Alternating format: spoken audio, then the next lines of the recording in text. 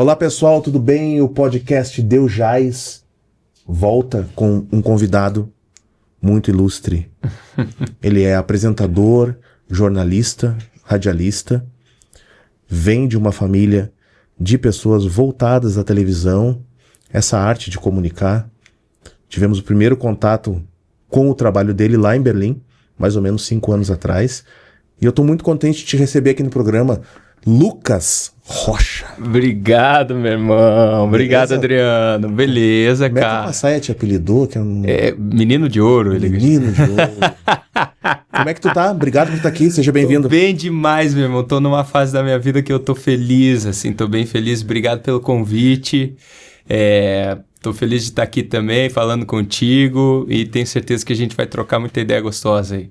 Cara, é importante e interessante falar para as pessoas que o alcance de um programa de televisão, de um telejornal, né? O padrão aquele do telejornal é um programa pela manhã, aquelas primeiras notícias, Sim. Um pouquinho mais leve, né? Mas contando, né, um pouco da verdade, aí depois ali no meio-dia, realidade pura, à noite, aquele enfoque em relação a tudo aquilo que aconteceu durante o dia, Sim. E aquele último da noite, às vezes tem uma notícia cultural, né? Um pouquinho mais leve para o pessoal ir dormir muito bem. Nós estávamos em Berlim e por decorrência de alguns fatos que aconteceram aqui na cidade de Curitiba, a gente precisou ligar a nossa televisão na nossa caixinha box para saber o que estava acontecendo aqui relacionado a determinados fatos que aconteceram. E a gente se deparou com a tua personalidade e também com o Eleandro Passaia, que foi justamente no caso da Daniel, que a gente pode até falar depois. Bom. Mas enfim, o que eu acho que é muito importante, antes de a gente começar a abordar a tua vida, não só a tua carreira, a tua vida, é justamente a gente falar sobre o que estávamos conversando antes, que é essa transição do modo de fazer jornalismo. Eu via que as pessoas até então poderiam ver que a Tribuna da Massa poderia ser um programa assim muito voltado aos casos policiais e também um pouco mais apelativo. Sim. Mas eu acho que essa dupla, né, Leandro Passaia e Lucas Rocha, e claro que toda a produção e todos os outros que estavam envolvidos foram responsáveis por essa transição. Porque eu, enquanto telespectador, gosto de me sentir representado. Então, tu trazia a informação, a verdade do fato, e não aquela coisa tão engessada que a gente estava acostumado na televisão. Entende? Uma balança, um equilíbrio. Então, eu acho que, falando em nome de todos os telespectadores que colocam o programa de vocês em primeiro lugar, te colocam também como o melhor apresentador local do Brasil. Quero te dizer que nós conseguimos ver que vocês trazem as informações pra gente da maneira que a gente quer ver e ouvir. Pô, que bacana ouvir isso, Adriano. Bem importante ouvir isso, sabe? Pra nós é um estímulo, porque assim, o que acontece? A tua leitura é perfeita. Antigamente, ou até antes da gente assumir, e o Passaia já começou essa transição, né? Antes nós tínhamos um programa que era estritamente policial. E ele era bem sangrento, assim, ele era sacal, assim, em certo momento. Até porque era o que dava audiência, né? Então a gente não pode tapar o sol com a peneira, achar que não, porque o povo assistia mais esse tipo de coisa.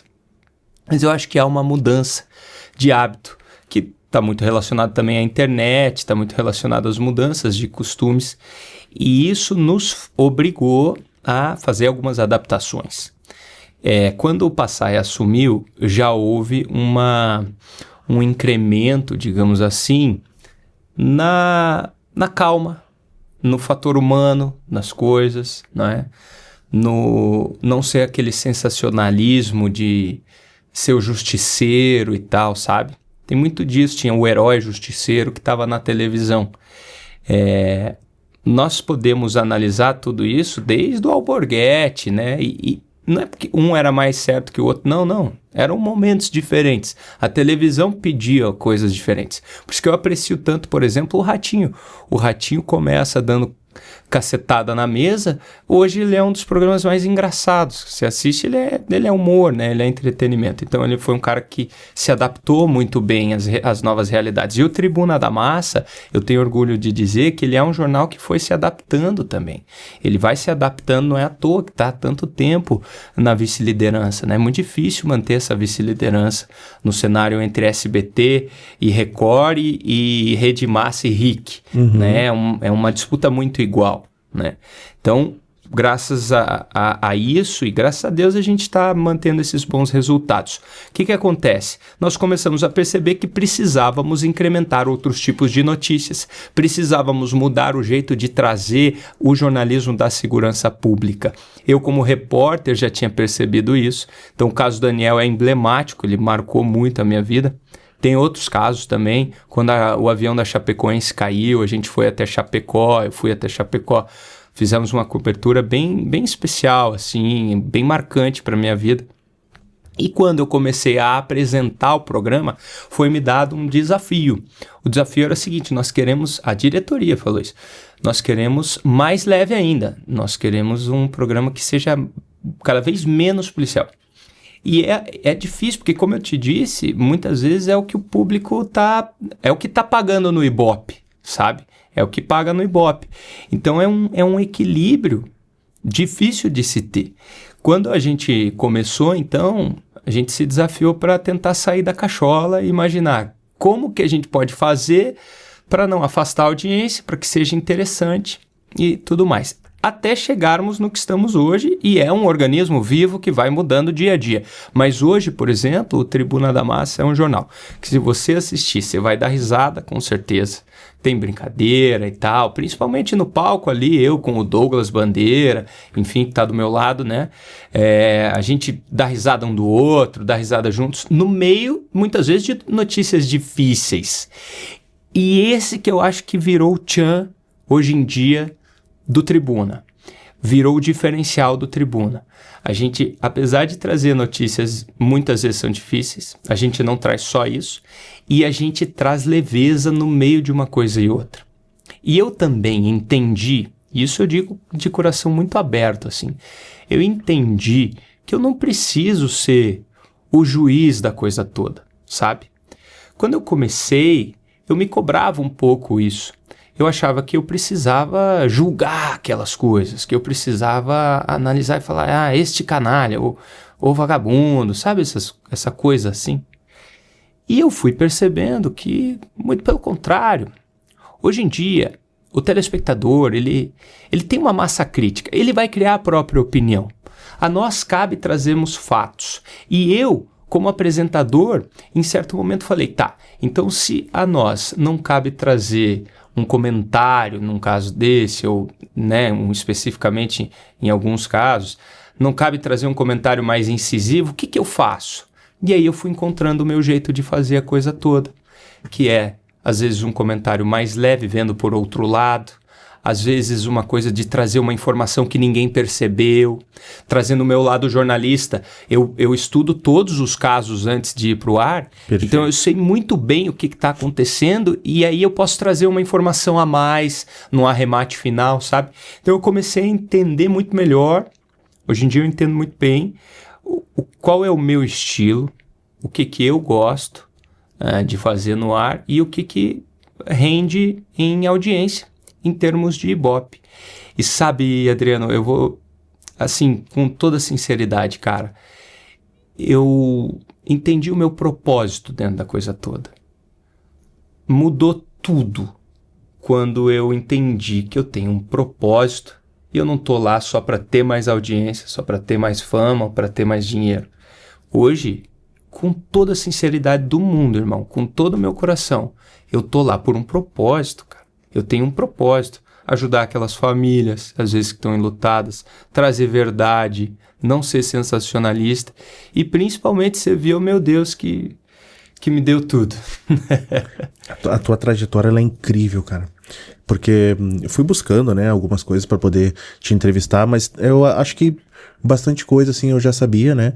A começar, né, pela brilhante carreira que teu pai fez, né? né? Ele nos deixou, mas ele deixou um grande legado. E as pessoas sabem que ele teve um casamento duradouro com a Ana Zimmermann, que acredito que ela, enquanto tua madrasta, também alguma coisa de jornalismo, ela... Nossa, né, tipo, eu aprendo muito com a Ana. Passava, né? A gente se fala rotineiramente, né? A gente se fala sobre coisas, dúvidas que ela tem, dúvidas que eu tenho, a gente se conversa, a gente se ajuda muito. Eu gosto muito da Ana, de verdade. Muito mesmo, assim. Ela esteve aqui, conversou bastante com a gente, contou muitas particularidades da carreira dela. Mas e como é que começa, Lucas? Teve alguma outra chance, ou tu teve algum outro desejo de ter uma outra profissão, ou o jornalismo já estava no teu DNA? Obviamente, sei que tu morando na Nova Zelândia, eu também morei na Nova Zelândia. Olha aí, ó, morei, que interessante, que morei. Legal. E me conta um pouco até a Nova Zelândia, até os teus 17 anos. Beleza, conto sim. Então, assim, eu como eu te disse, né, a gente tava conversando aqui, eu cresci no ambiente de televisão, eu ia à televisão com o meu pai 2, 3 vezes por semana, sempre gostei muito de esporte, né, andava de skate, jogava bola, surfava, era louco por surfar. Qual praia? Ia pra Matinhos, Balneário, a gente passava férias lá e tal, tinha a casa do meu tio, a gente passava férias lá, então sempre surfei bastante, né? Relativamente, né? Sou meio prego, mas, mas amo o esporte. E assim, então eu cresci no ambiente de televisão. Também cresci no ambiente da farmácia de manipulação, que a minha mãe é farmacêutica, então... E até hoje eu trabalho com ela, a gente tem uma rede de farmácia de manipulação. Eu soube disso. Também. A gente pode falar sobre isso. Mas então foi esses ambientes que eu fui crescendo, amava esportes. E aí eu também, muito cedo, comecei a falar inglês, eu fiz aula de inglês que e legal, tal. Cara. E aí comecei a falar inglês. Quando eu tinha ali meus 17 anos de idade, eu falei, poxa, preciso ir para algum lugar, colocar esse inglês na prática para fechar, para selar, né? E nunca mais esquecer como falar inglês. Tu te criou em que bairro? No Portão. No Portão. No bairro Portão. Luciano é do Água Verde. Então ali, pertinho. um pouquinho mais ali abaixo. Um pouquinho mais abaixo. Andava de skate na República Argentina, na Rua Morretes ali, na Arthur Betts, onde eu cresci. E jogava bola, quebrava vidraça dos prédios, jogando bola. Eu era assim, meio da pá virada, cara. A galera sabia que tu era filho do Gil? Sabia, mas eu era meio terrorista, assim. Eu gostava de quebrar as coisas, estourar tomada. Não. Tocava horror, irmão. Tocava horror. Graças a Deus passou. Estamos falando do quê? 2005? 7? Cara, década de 90 e começo dos anos 2000, Tu é de... Eu sou de 88. Tu é de 88. 88. Então esse teu... Cara, tu ainda pegou o Roots. Nossa, tu pegou. Década de 80 ali, tu sim. Pegou. Os anos 90, eu acho que assim... Hoje em dia há muita preocupação, né? Sobre o que as crianças vão consumir ou não vão consumir. Cara, década de 90, a gente consumia qualquer porcaria. Qualquer coisa, cara. Qualquer coisa. E a televisão bombava. Cara, mulher pelada, piada escrota. Tudo. Tinha de tudo, velho. TV pirata e coquetel no SBT. Exatamente. Cine privê. Tudo que é... Velho... Pô, a banheira do Gugu, cara. Velho, aí na Sessão da Tarde dá um filme do Mazzaropi. Exatamente. Nada a ver, né? Tipo... Tá, é um lance... Então, isso foi o que formou minha infância, né? Sim. Daí depois fui ficando mais velho, era Hermes e Renato. Adorava Hermes e Renato. Pô, Jackass. Não sei se você assistiu muito Jackass, daí já é um pouco mais tarde. Eu já tinha uns 15 anos. Era 2003, mais ou menos. Cara... Eu e os meus amigos, a gente assistia Jackass e saía fazendo porcaria na rua, se jogando, quebrando coisas. Então, assim, cresci meio errado, cara, de verdade. E apesar de ter pai presente, mãe presente, eles me pegavam pela orelha, mas eu era assim... Tinha um fogo no rabo, cara, que pelo amor de Deus. Tu morava com teu pai, com a tua mãe. Morava com a minha mãe. E ia com teu pai de vez em quando. Isso, tava direto com meu pai ali, né? Meu pai sempre foi muito presente, mesmo depois da separação. Eles se separaram em 99. Eu tinha 11 anos de idade. E aí, mesmo depois da separação, o pai sempre foi muito presente. Tu ia em jogo com ele, essa transmissão? Tudo quanto é jogo com ele. Ia em transmissão da Sport TV, transmissão de rádio, eu ia com ele, né? Porque ele também nunca largou o rádio, sabe? Sim. O meu pai, eu vou contar uma história interessante. Era assim, ó. Ele ia me buscar no colégio.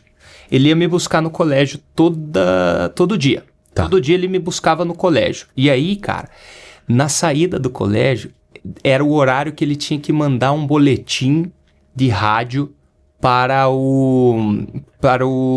a Rádio Paiquerê. Então ele tinha que mandar um boletim para a Rádio Paiquerê. Ele pegava o celular dentro do carro. A gente estava dentro do carro. Aí ele fechava os vidros. Enquanto ele dirigia, ele ia fazendo um boletim para a rádio. Cara, eu achava aquilo sensacional. O cara muito profissional. Ele era fera. Ele ia dirigindo. Naquela época nem se falava de celular e direção. Era proibido e tal. Não tinha nenhuma proibição. A rádio ligava para ele, ele entrava no ar ao vivo e falava. Ele entrava no ar ao vivo e ele... Alô, amigos da Rádio Paiquerê! Falamos ao vivo aqui da cidade de Curitiba. E me levando do colégio pra casa. Falamos ao vivo da cidade de Curitiba. Os times da capital paranaense têm confrontos importantes nesse final de semana. A Curitiba joga contra o Botafogo. O Atlético Paranaense contra o Santos. O Paraná tá com um momento um pouco ruim, com o técnico Saulo. Enfim, cara. E ele ia trazendo aquelas informações, dirigindo. E a gente dava risada. Fantástico, eu adorava, cara. Fantástico. Fantástico. Então, foi esse o ambiente que eu cresci, assim, né? Era isso. Muito esporte, minhas traquinagens, minhas coisas erradas. E também vendo meu pai muito de perto, sempre trabalhando com o jornalismo. Cara, mas não é uma coisa que não é muito... não é nada habitual para criançada tu já ter acesso a um Major Couto Pereira, a uma Arena da Baixada, a um Pinheirão... Cara, eu fiz um jogo no Pinheirão como Gandula. Eu fiz um jogo como Gandula no Pinheirão da Seleção Brasileira. Eu lembro até hoje. Aquele que o Ronaldo jogou muito? Aquele que o Ronaldo jogou muito. Caraca, velho. Foi 3, né? Aham, exatamente. Contra o Uruguai. Caraca, velho. Sério? E aí, eu lembro a cena certinho do Ronaldo na minha frente, assim, ó. Aí eu pedi autógrafo pra eles e tal. E essas coisas eu tive um privilégio, né, de viver com isso. Teve uma outra oportunidade que meu pai me levou para um hotel em Foz do Iguaçu, em que estava toda a seleção brasileira. Ele estava hospedado lá, era cobertura do pré-olímpico, eu acho que era o pré-olímpico, e toda a seleção brasileira lá, e eu também hospedado no hotel com o meu pai. A gente teve um momento muito gostoso juntos, eu e ele, e eu no meio da jogadorzada, todo mundo, o Roberto Carlos, Rivaldo, o Alex estava por lá. Alex, meu grande ídolo da infância, era o Alex, né? Ele e o Romário. E aí eu tive... Foram oportunidades que a vida me deu graças ao meu pai, né? Que me levava para tudo quanto é lugar. Cara, ele me levava para muito lugar, muita coisa. Ele me levou para Fortaleza para ver campeonato de futebol, envolvendo seleção brasileira e tudo mais. Então, fantástico. Foi bem legal, cara. Eu tenho lembranças muito boas do meu pai, assim. Meu pai foi um homem muito bom, muito justo, assim. E ele faz falta, cara. Eu ligava para ele quando eu... Já pulando um pouco a história, mas já que estamos nesse assunto... Que é livre. Eu, depois já de apresentador, eu ligava para ele praticamente todos os dias para falar coisas que estavam me incomodando, estavam ali desafios da minha profissão que eu tentava tirar com ele. E ele sempre foi um homem muito sábio, e ainda mais com relação a jornalismo, né? Então ele sempre me ajudou muito, sempre me indicou caminhos. Quando ele faleceu, ficou um buraco, cara, de verdade, ficou um buraco assim. É muito duro, né? Porque foi uma morte...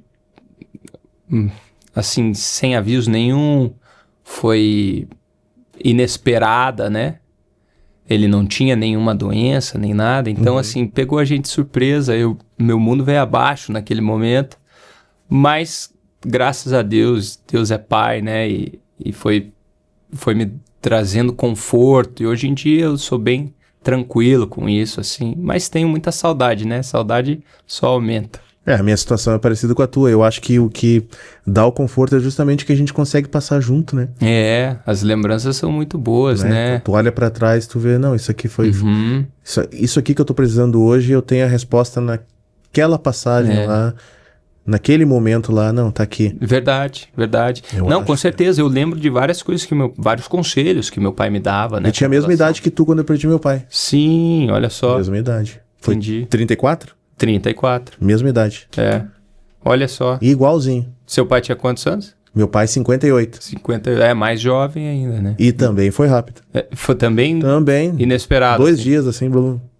Né? Então, foi... Mas o tempo, né? O tempo vai curando. E, cara, de verdade, assim, ó. Quem assiste o programa sabe. Eu tenho minha fé, eu sou cristão. E a minha fé me segurou, bro. A minha fé foi o que falou assim, tenha calma, vai dar tudo certo, você um dia vai reencontrá-lo. Sim. E eu tenho essa certeza em Deus e tranquilo, assim. Hoje em dia é tranquilo. Na época, claro que é difícil, é muito difícil, né? A gente lida com uma dor doída, como diria o outro. Faz parte. A gente conseguindo suportar e chegar no outro dia é lucro, né? Com certeza, com certeza. Tá, mas e a Nova Zelândia? Como é que pinta? Ainda o jornalismo já estava na cabeça? Por que a Nova Zelândia? Então, daí o que Quais eram as opções? Teu leque? Boa. Na verdade, turístico. Assim... Quando eu fiz 17 anos, passei na faculdade de jornalismo. Antes ainda, melhor. Eu tinha 16 anos de idade. Estava chegando ao fim o meu terceirão. E eu precisava escolher um curso. Eu sempre vivi dentro do jornalismo. Daí eu falei, tá, jornalismo é uma opção, com certeza. Qual é a outra opção? Que era o que mais estava na minha cabeça? Oceanografia. Oceanografia? Eu queria morar na praia, cara. O meu sonho, na verdade, era morar na praia, pra ficar perto do mar, pra surfar e tal. Em Bituba aqui não adianta não. Tapirubá, Ibiraquera ali não. Não. Tá. Ai, cara. Eu queria fazer oceanografia e ficava com aquilo na cabeça, fiquei na dúvida, assim, né? Tava na dúvida. Mas, oceanografia, velho, é pura química, física, os troços que eu não sabia nada. E aquilo me travava, e ainda bem.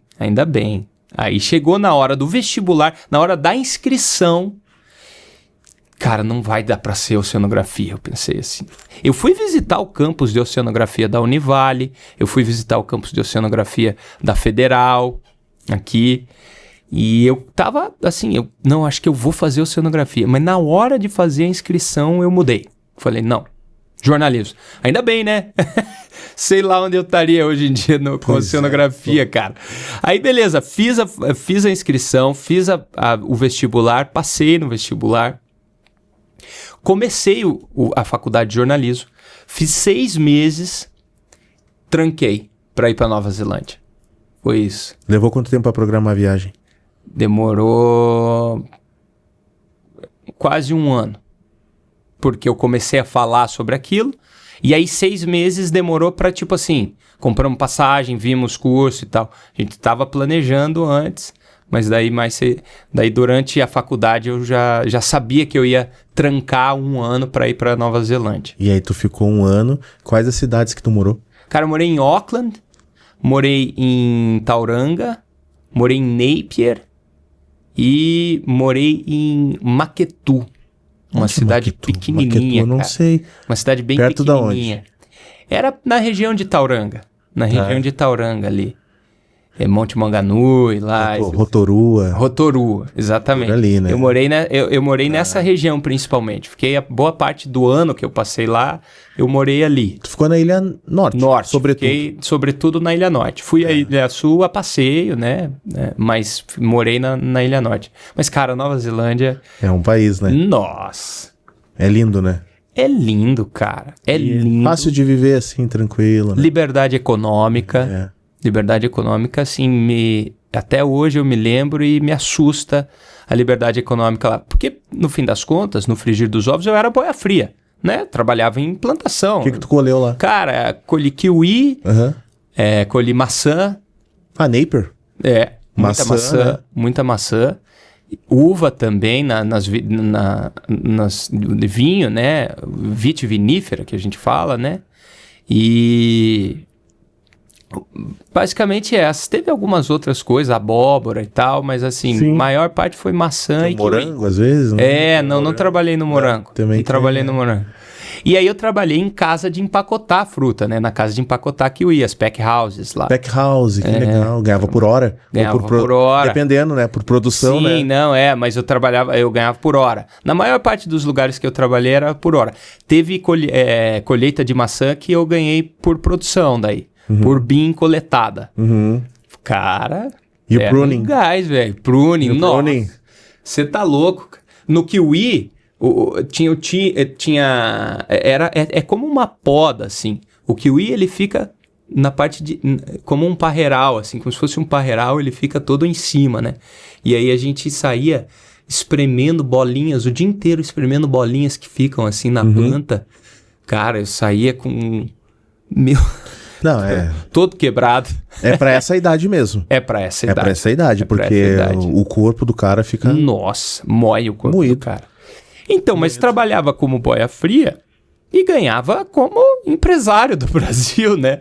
Ganhava bem. Tanto que eu economizei pra ir pra Indonésia, pra realizar outro sonho que era surfar na Indonésia. Quando eu morei lá era uma média de uns 450, 600 dólares por semana. Por aí, né? Por aí.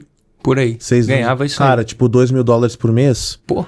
Irmão, porra. Que é isso? É uma grana. É uma grana. As coisas são mais baratas lá. Então, a liberdade econômica não é só o tanto que você ganha, né? É o valor das coisas. Como tu você emprega comprava carro, você comprava viagens, como eu comprei viagem. Você morava bem, morava em casas boas. Então, assim, tem uma liberdade econômica grande. Essa realidade já mudou. Né? Não sei que ano que você foi para Nova Zelândia. 2005 até 2007. Eu fui em 2006 até 2007. Foi quase igual, velho.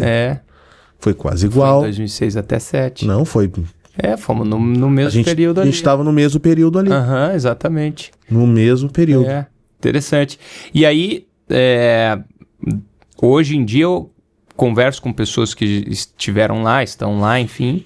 Mudou já, esse cenário mudou um pouco. Mas mesmo assim, né? É uma liberdade econômica que a gente não tá nem perto de viver, na verdade, no Brasil. Mas enfim, vamos indo. E aí tu chega no Brasil, começa...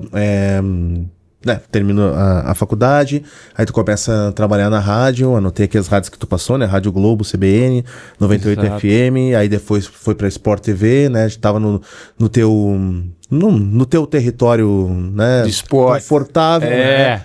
Já tinha sido gandula, já tinha uma certa intimidade com a velocidade da bola ali atrás da bandeira, né?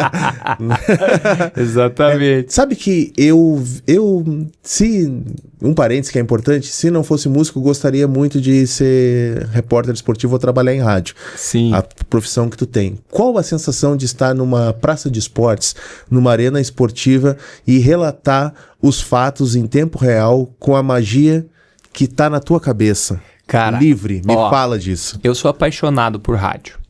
E sou apaixonado pela reportagem esportiva, né? E no rádio eu acho isso muito mágico. Porque como você disse, com a tua imaginação, você vai descrever a cena para as pessoas poderem imaginarem. Você viu aquela cena lá. Um lance, por exemplo, tem um cruzamento pela esquerda, o Ronaldo Fenômeno sobe mais que todo mundo, cabeceia no canto direito do goleiro. Você tem que descrever essa cena. E aí vai dar criatividade. Isso é mágico, cara. Isso é muito gostoso, você trabalhar com isso, você descrever para as pessoas essa cena, assim. Então eu gostava muito de trabalhar com futebol. Mas eu acho que vale fazer esse paralelo. Existem duas situações. Eu já fiz pela Sport TV... Final da Copa do Brasil, 2013, Maracanã lotado, Flamengo e Atlético Paranaense. Mas assim, irmão, coisa mais linda do mundo, Maraca cheio, abarrotado de gente. Literalmente vermelho e preto. Vermelho e preto dos dois lados, literalmente. E assim, torcida cantando a plenos pulmões e a torcida do Atlético também dando show e tal. Lindo. Por outro lado, eu já vi Paraná e Cincão na Série B do Campeonato Paranaense, trabalhando na Rádio 98 FM. Então, o futebol tem realidades totalmente diferentes, né? Esse jogo Paraná e Cincão é muito duro de fazer, eu não tenho muita saudade Isso eu não tenho muita saudade. Porque, cara, é sexta-feira à noite, aí tem que largar a família, tem que viajar, e aí é em Londrina, no interior do Paraná, e tudo quanto é lugar. Por exemplo, quando eu era setorista do Paraná Clube na 98 FM, quantas viagens eu fiz pro ABC Paulista? Em que pese eu gosto do povo paulistano demais, morei em São Paulo, trabalhei no SBT de São Paulo, mas, cara, é uma viagem sem graça pra caramba. É muito duro, cara. Tipo, Paraná e Ferroviária. Paraná e Ferroviária. Paraná e São Caetano. Tá. Sabe? Tinha que toda semana. Isso era sacal. Isso eu não gostava. Era burocrático? Era muito sacal. Era muito difícil. E aí eu já tinha a minha namorada na época. Hoje em dia minha esposa, a Maureen. Final de semana passava em Guaratinguetá. Fazendo nada em Guaratinguetá. Esperando a hora do jogo. Entendeu? Então não é algo que eu tenho muitas saudades. O cara tem que ter paixão mesmo para trabalhar com esporte. Né? É a mesma modalidade esportiva. É a mesma regra. É a bola. É a bola. Ainda é redonda. Como ainda muda, são né? 4 linhas. O sentimento, dependendo é a mesma coisa de tocar, né? São palcos e palcos, claro, né? São públicos e públicos, com né? certeza. O cara tem que gostar bastante. E eu entendi a minha área no jornalismo. Porque eu fui muito pro esporte por causa do meu pai. Sim. Não é porque eu gostava de praticar esporte que eu era o grande jornalista esportivo. E eu me descobri não como um grande jornalista esportivo. Veja, graças a Deus eu consegui fazer muitos bons trabalhos, deixei minha marca no esporte. De fato, deixei minha marca. Trabalhei na 98 FM, na CBN, na Sport TV. Depois até entrei na Rede Massa pelo esporte, né? Deixei minha marca.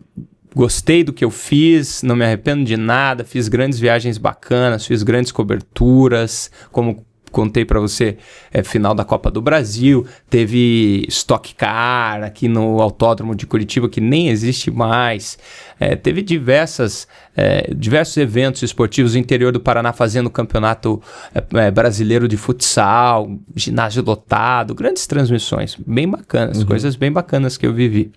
Mas tem esse outro lado de cenários mais difíceis, né? Cenários que não são tão legais assim de cobrir.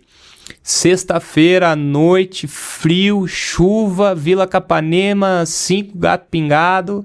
Era difícil, cara. Não só a Vila Capanema, não só o Paraná. É que o Paraná eu trabalhei muito, porque eu fui setorista do Paraná, de fato, né? Então não era tão fácil assim, mas deixei minha marca no esporte, graças a Deus.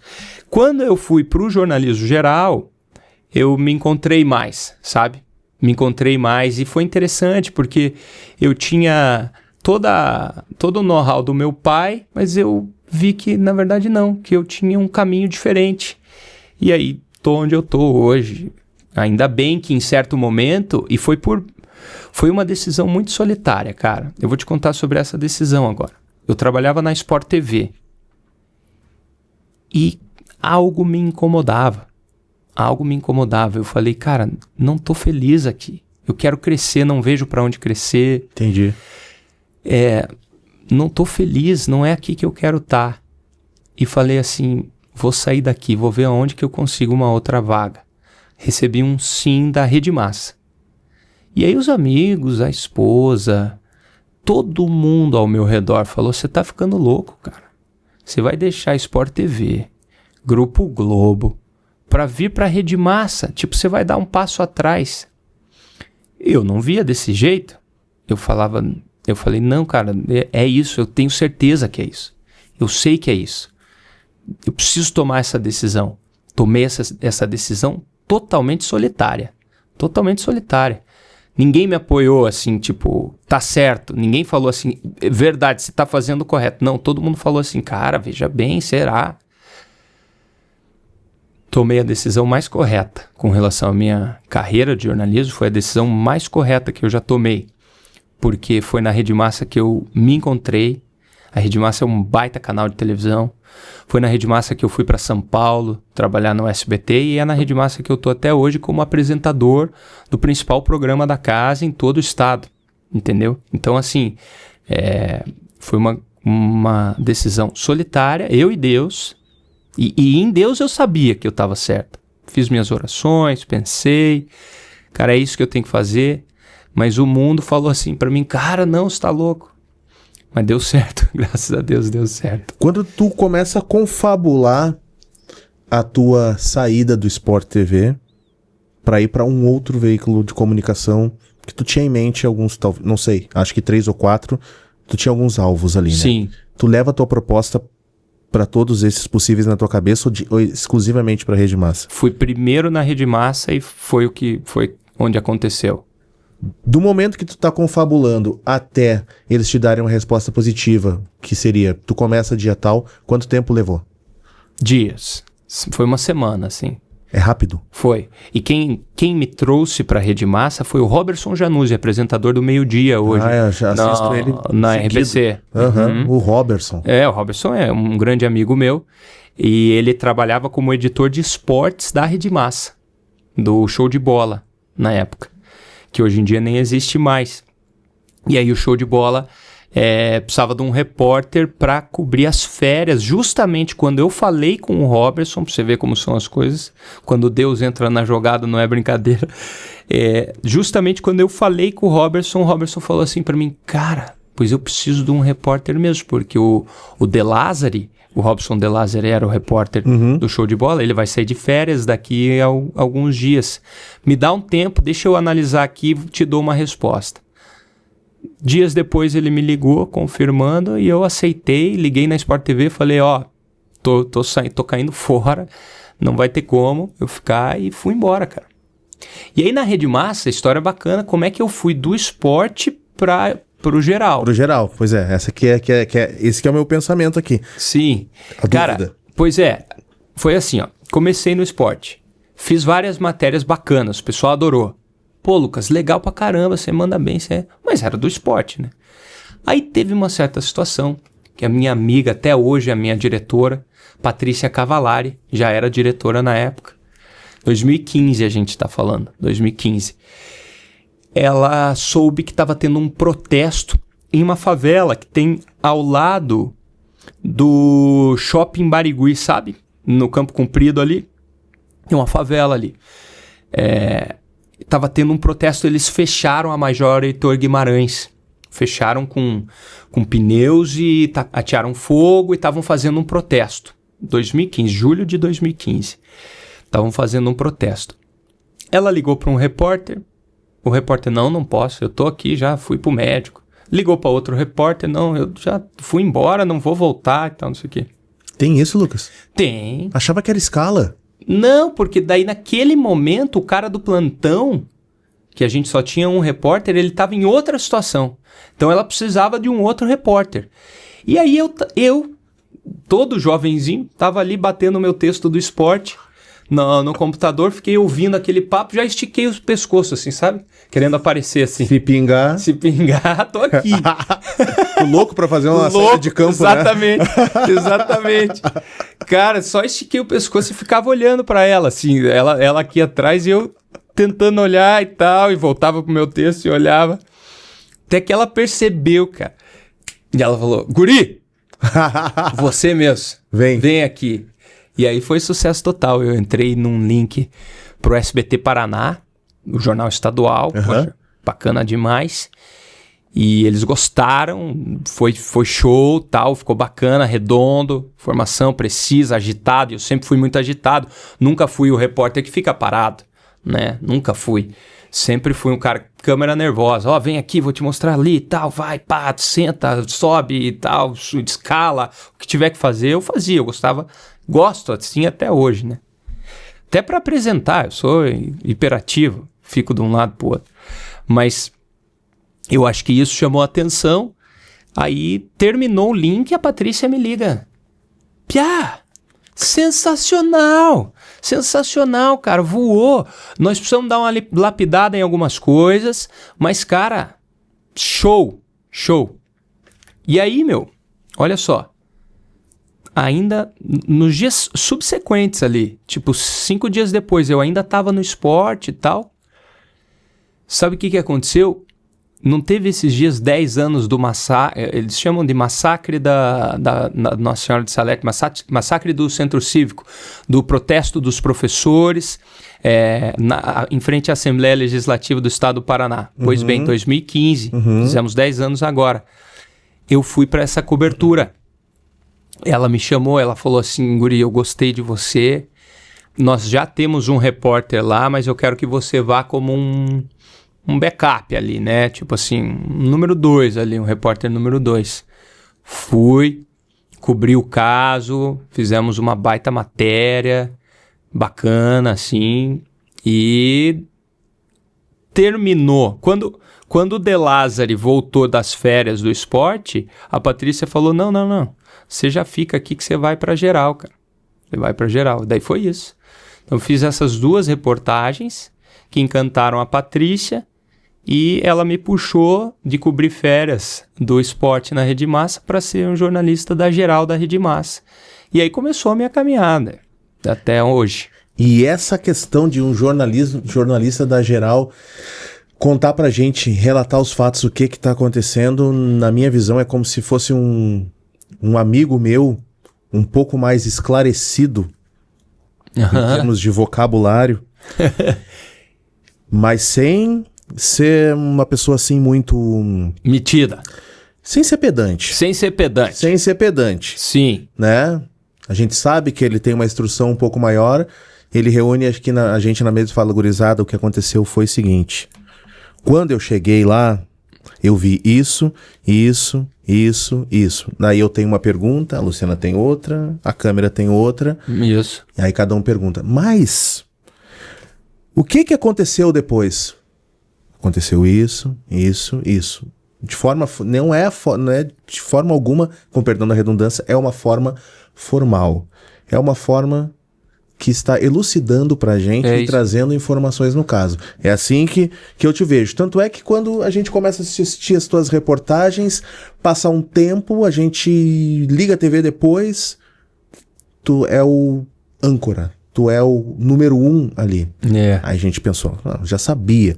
Porque o Passaia, ele também tem isso. A gente gosta bastante dele. Sim. A gente gosta bastante dele. Eu amo. Passaia é meu irmão. E aí a gente, poxa, o Lucas tá ali, não poderia ter sido diferente. A gente vai falar da tua transição de repórter, tu vai a São Paulo, volta e já volta como apresentador. Mas o caso Daniel é um caso que pode resumir muitas coisas para ver como é que é o dia a dia de uma reportagem, como que uma notícia chega na redação. Boa. E quanto tu, enquanto ser humano, te depara com uma bizarrice dessas. Bizarro. Quem é o Riqueza pra ti? Cara... O perfil dele. As pessoas podem mudar, né? Já faz um tempo. Mas, naquela época... E eu sempre fui muito racional. Então... eu nunca fui muito emocional no sentido de perder a minha estribeira, perder a paciência com as pessoas no ar. Não. Eu sinto, eu acho, fico indignado com as coisas, mas eu era sempre bem racional. O caso do Júnior Riqueza, ele me revoltou bastante, mesmo tendo esse perfil racional. Por quê? Foi um homem que, num primeiro momento, mentiu. Aí ele viu que a mentira não colou. Ele criou uma nova mentira. E assim foi em 4 ou 5 versões diferentes para o que tinha acontecido, a dinâmica dos fatos naquela casa.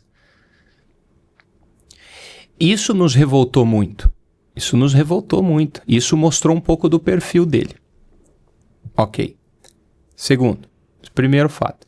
Segundo, nós começamos a, como a gente diz no jornalismo policial, puxar a capivara, né? Puxar o histórico policial do cara. Nós descobrimos diversas coisas que eram no seguinte sentido. Ele tinha passagem na polícia por negociação de carro. Ele tinha passagens na polícia por associação a bandidos. Então, por exemplo, uma moto que ele tinha, que ficou famosa porque tinha cenas dele com a esposa em cima da moto e tal, pertencia a um grande traficante de drogas, que estava preso.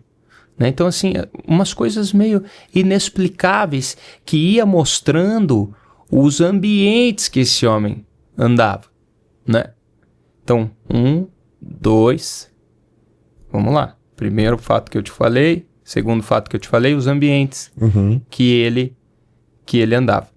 E terceiro, e que isso teve muito a ver também com o resultado do júri popular, em que ele foi condenado pela morte do Daniel, o ambiente que se criou dentro da casa naquele dia e o ambiente que ele criava na casa dele. Ele tinha uma filha, não é? A Lana, era casado com a Cristiana. E, veja, cada um sabe do seu, velho. Mas, cá entre nós, quem achar que eu tô errado, beleza. Eu não acho correto um pai. Primeiro, levou todo mundo pra balada, beleza, até aí, tudo bem. Levou todo mundo pra balada, aniversário de 18 anos da filha. Depois, trouxe todo mundo da balada pra dentro da casa, encheu todo mundo de vodka, todo mundo loucão, dentro da casa dele, e ele era 6 horas da manhã, tava indo buscar mais vodka. E assim, mulherada em cima da mesa de sinuca, dançando, porque tem vídeos disso, sabe? Cara, um ambiente totalmente permissivo. Totalmente permissivo. Então, esse é o Júnior Riqueza que eu conheci. Esse é o Juninho Riqueza que eu conheci nas nossas investigações. Entre tantas outras coisas, né? Entre tantos outros históricos que ele tinha. Ele conhecia muito policial civil corrupto, entendeu? Existe uma situação que nós descobrimos que foi o seguinte: ele descobriu um carro piseira para vender. Aí sabe o que ele fez? Ele marcou um encontro com esse cara, que era um piazão, que tinha comprado já o carro, já não tinha documento. Quando ele comprou, já não tinha documento. Aí ele descobriu esse carro. Ele marcou um encontro, tudo pensado. Ele marcou um encontro com esse cara porque ele queria comprar o carro.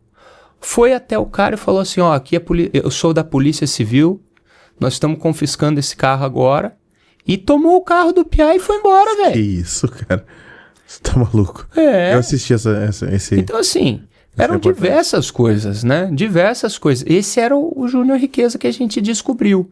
Veja, a gente não descobriu o histórico dele, ele traficando drogas. A gente não descobriu o histórico dele com crimes contra a vida, né? Isso não existia. Mas você entendeu o tipo de ambiente que ele permeava, o tipo de coisas que ele gostava de fazer. Suscetível a tudo isso aí, que envolve. Aconteceu o que aconteceu, né? Em que ele torturou o rapaz. Conheceu o Daniel antes? Conheceu, né? Já viu ele? Veja, eu fiz jogos em que ele era jogador do Coritiba, eu não o entrevistei, eu apenas fiz jogos em que ele estava relacionado para os jogos. E ele estava muito teve no banco São Paulo, também, né? ele ficava bastante no banco. Ele teve no São Paulo, teve no Coxa, teve no Botafogo também. E aí, tudo isso nos revoltou, né? As mentiras nos revoltaram. Eles ligaram para a mãe do Daniel para dizer que estavam preocupados também. Sendo que eles sabiam já o que tinha acontecido. E não foi só o Júnior não, tá? Desejando força. Desejando força, que vamos procurar e tal, pô. Sabe? Se precisar de alguma coisa, a gente tá aqui, né? Então, assim, lembra que eu te falei do propósito da minha profissão? Hoje em dia eu tenho propósito no que eu faço. Esse é um caso clássico. Nós fizemos com propósito. Não era mais sobre audiência. Era sobre a gente mostrar a verdade, cara. Não pode passar assim. Total. Não pode, cara. Não pode. A gente tem que mostrar o que está acontecendo. O que é verdade e o que não é. Enfim, então esse foi o caso Daniel, para mim, foi muito emblemático. Ele foi uma virada na minha carreira. Porque antes, eu já era nessa época, nós estamos falando aí final de 2018. Nessa época eu já era repórter de rede, digamos assim. O SBT foi 18, não tem... né? Foi 18. Foi 18. Mas 2020, 2021 rendeu ainda alguma coisa, né? É porque o programa tava bombando também, a investigação tava acontecendo em 2019, quando vem a pandemia, né? Também no final de 2019 começa a se falar de pandemia. Isso. Né? Então a gente ficou sabendo antes de 18. Muito antes de 18. Foi antes da pandemia. Enfim, aí, cara, o caso Daniel, pra mim, ele é muito emblemático. Ele é muito emblemático porque ele teve uma virada na minha carreira. O que acontece? Até 2018, novembro de 2018, eu já era um repórter, né? Comecei lá em 2015, aí fiz boas coberturas ali com a Rede Massa. E comecei a fazer reportagens para o SBT Brasil, comecei a fazer várias reportagens de destaque. E foi bacana. Mas dentro do contexto do Tribuna da Massa, eu ainda era um repórter que, tipo assim, não era o principal repórter. Quando há a cobertura do caso Daniel, tem uma virada. E aí eu começo a ser a grande referência de reportagem dentro do Tribuna. E, entre outros tantos, cara, o Tribuna da Massa já teve grandes feras do jornalismo. Grandes. O Ricardo Vilches, o Jairo Nascimento, a Simone Munhoz, teve o João, enfim, teve vários caras assim que eram muito bons repórteres, né? A gente tinha uma fase muito boa, teve uma fase muito boa. Mas beleza, então eu tava ali na elite dos caras, tava entre os feras lá. E quando teve o caso Daniel, teve essa virada, eu me tornei o principal, talvez, repórter ali do Tribuna da Massa. E aí começa a mudar a coisa, porque daí eu fui chamado para fazer o Tribuna aos sábados. A folga do Passaia, eu começo a aparecer como um possível substituto do Passaia. Até quando o Passaia pega uma gripe lá, eu tava de férias, cara. O Passaia pegou uma gripe. No meio das férias, me ligaram que eu tinha que voltar correndo pra cobrir o Passaia. Onde é que tu andava? Tava em Balneário. Na verdade, quando me ligaram, eu tava correndo na Brava de Itajaí ali. Tava fazendo um exercício, me ligaram. E aí foi, assim, a grande oportunidade, né? Porque daí eu comecei a apresentar nos dias de semana, daí já deu outra guinada. Falei, opa, a coisa tá fervendo agora, tá virando. Até que veio o convite para eu ir para São Paulo, que daí minha carreira mudou de vez, que foi em 2021. Porque daí foi passando tempo, né? 2019 eu começo a ganhar essas oportunidades para apresentar, passa 2020, pandemia, 2021 eu recebo um convite. O chefe de São Paulo, né, editor-chefe de São Paulo, me liga, Rodrigo Hornhardt, estava tentando lembrar o nome dele, ele me liga e fala assim, Lucas, ele já me conhecia, a gente já tinha fechado matéria juntos e tal, né, eu fechando pra rede. Lucas, cara, tô com uma vaga aqui, velho, preciso de você aqui em São Paulo. E, cara, pra quem trabalha com comunicação como repórter, é tudo que você quer, meu, você quer ir pra São Paulo, que é o grande centro, né. Aí, beleza. Falei, nossa, Rodrigo, você tá doido, cara? Será que não tem como? Eu já era casado, tem empresa aqui, como eu disse, eu tenho uma rede de farmácia de manipulação aqui com a minha mãe. A minha esposa tem uma bakery aqui, né? Tem uma padaria artesanal, casa, já tudo, né? Estrutura toda pronta aqui. Como é que eu vou para São Paulo, cara? Mas, por outro lado, era tudo que eu sonhava, era ir para São Paulo. Aí fiquei naquela. Rodrigo, me dá uns dias só para eu responder e tal. Ele, não, beleza, toma aí uma semana, pensa bem, quero você aqui com a gente. Ele falou de grana e condições. Falou, não. Tava legal pra ti? Pô, tava legal, ia aumentar bem e tal, a coisa ia melhorar bastante. Apartamentinho. Exatamente, não, ia ficar mais legal, assim. Massa. Claro, São Paulo é mais caro, né? Mas, assim, ia dar um up na vida. Beleza. Não tanto, mas ia dar um up na grana, assim. Aí, beleza. Fiquei pensando, pô, será que vou, será que não vou? Cara, de novo, mais uma decisão solitária na minha vida. Só que dessa vez minha esposa foi muito sábia. Ela falou assim pra mim, Lucas, eu não quero te atrapalhar nessa decisão. Você sabe que eu te amo, o que eu mais quero é você aqui do meu lado. mas eu não quero te atrapalhar nessa decisão, porque pode ter propósito aí pra você. Então, decida. De resto, cara, falei com todo mundo. Todo mundo falou, você tá louco, mais uma vez. Você tá ficando louco, cara. Não vai, velho. Você tem a tua vida toda aqui, empresa e tal. Como é que você vai pra lá, vai ficar sozinho em São Paulo? São Paulo é uma loucura. Daí eu falei, mas... Eu falava assim, mas não é, cara. Eu preciso... Vai ser bom pra carreira e tal. Pode abrir novas portas. E eu pensava. Beleza. Até que num dia, eu conversei com a Doris Beraldo. Ela era fonoaudióloga ali na TV e uma mulher muito sábia, ali na Rede Massa. Ela falou, Lucas, faz um quadro com 4 partes. Você vai analisar os pontos positivos e os negativos de ficar e os pontos positivos e os negativos de ir a São Paulo, ok? Com eles você vai ver quais têm mais pontos positivos, quais têm mais pontos negativos, você vai tomar a tua decisão. Beleza, Doris, obrigado. Fiz lá. Pontos positivos de ir, pontos negativos de ir. Pontos positivos de ficar, pontos negativos de ficar. Cara, era nítido, assim, colocando naquela balança, tinha família, empresa, as coisas pesavam mais para ficar aqui em Curitiba. Pesavam muito mais. E aí, naquela noite, eu decidi. Eu falei, não vou para São Paulo. Não vou. Irmão, o que aconteceu depois é um milagre na minha vida. Porque eu fui tomar banho. E eu tava com um nó na garganta, assim, cara. Eu sentia que algo tava errado. Eu tinha decidido que eu não ia. Mas eu sentia que algo tava errado. Você tinha ligado lá? Não tinha informado, eu ia informar no outro dia. Que eu não iria. Tá. Aí... Mas com um nó na garganta. E daí eu comecei a orar, assim, sabe? Você pedir pra Deus, cara. Deus...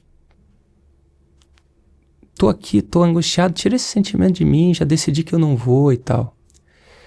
Eu vou abrir um testemunho muito particular. Eu ouvi que eu tinha que ir. Eu ouvi assim, ó, vai. Só isso. Foi o vento. Parecia ser o vento falando pra mim. Vai.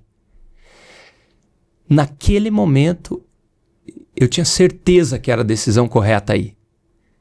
Naquele momento eu decidi que eu tinha que ir.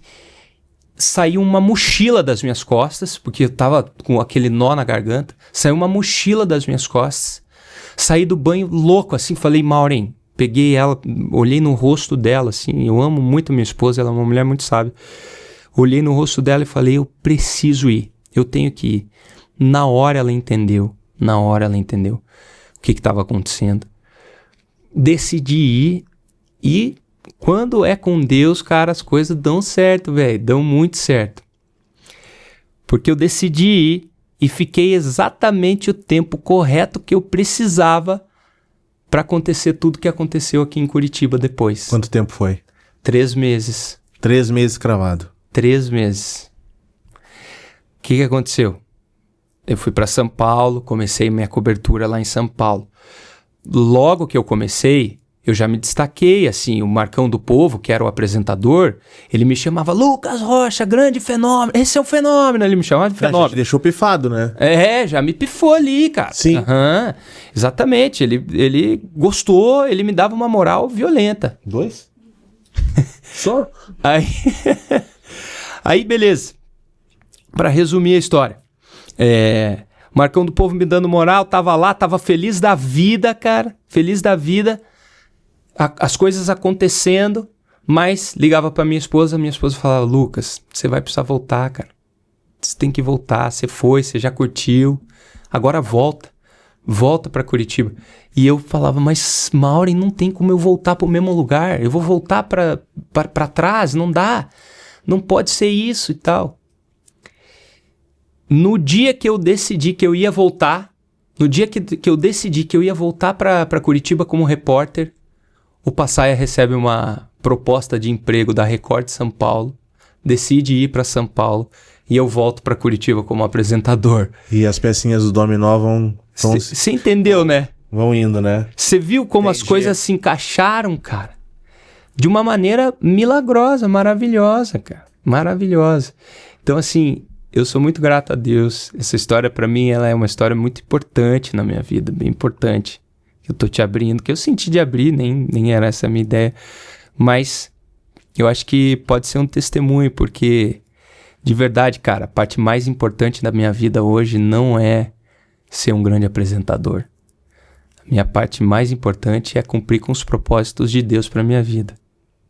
Cara, e com esse teu testemunho pontuado exatamente até esse momento, isso vai servir de inspiração para muita gente que vai assistir isso aqui. Amém, irmão. Isso é fato, isso é certo. Amém. E eu quero te agradecer a tua generosidade. Tamo a gente junto. sabe que tu é muito ocupado. E que Não bom, vou negar. né? E que bom. Que bom, Né? que bom. Vocês que assistiram Lucas Rocha aqui com a gente, que curtiram, né? Deixem o like de vocês, os comentários. E a gente vai se encontrar no próximo episódio. E vão marcar uma parte 2, porque a partir desse ponto tem uma nova jornada que é até o dia de hoje. Então a gente vai ter, vai ter que conversar sobre isso. É verdade. Valeu, Adriano. Valeu, Lucas. Deus abençoe. Obrigado. Cara. Muito massa. Tchau, tchau.